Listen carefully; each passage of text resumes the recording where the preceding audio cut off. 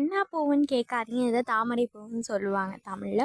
இங்கிலீஷில் வந்து லோட்டஸ் ஃப்ளவர்னு சொல்லுவாங்க. இது எப்படிக்கா உங்களுக்கு கிடச்சிதுன்னு கேட்காதீங்க. நான் இப்போ என் நேட்டிவ் பிளேஸ்க்கு வந்திருந்தேன், எங்கள் அம்மாவோட நேட்டிவ் பிளேஸ்க்கு. அங்கே தான் இது வந்து பறிச்சுட்டு வந்தோம்.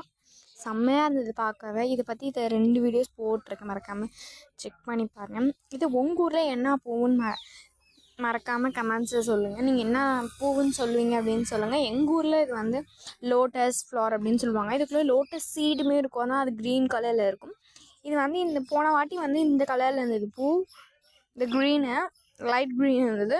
இந்த வாட்டி நல்லா ரோஸ் கலர் இருக்குது, ரொம்ப சூப்பராக இருக்குது பார்த்தீங்களா. அவ்வளோ பிடிக்கும் எனக்கு லோட்டஸ் ஃப்ளவரு. இதே தாமரை இலைன்னு சொல்லிட்டு இருக்கும் ஒன்று, அதுவுமே சூப்பராக இருக்கும். அதில் தான் நல்லா சாப்பிடுவோம். சின்ன பிள்ளையில அம்மா ஊட்டி விட்டுருவாங்க போட்டு. கொஞ்சம் சவுண்டாக இருந்து அட்ஜஸ்ட் பண்ணிங்க. நாங்கள் இருக்கிறது மெயின் ரோடுன்றதுனால கொஞ்சம் சவுண்ட் அதிகமாக தான் இருக்கும். எனக்கு ரொம்ப பிடிச்ச flower, one of the favourite flower. Jasmine கூட தலையில் தான் நம்ம வச்சுப்போம், ஆனால் இது சாமிக்கிட்ட மாலையாக அதில் வந்து கோத்து போடுவாங்க. அது எனக்கு ரொம்ப பிடிக்கும். அது குட்டி வீடியோவாக எடுத்து போடுறேன்.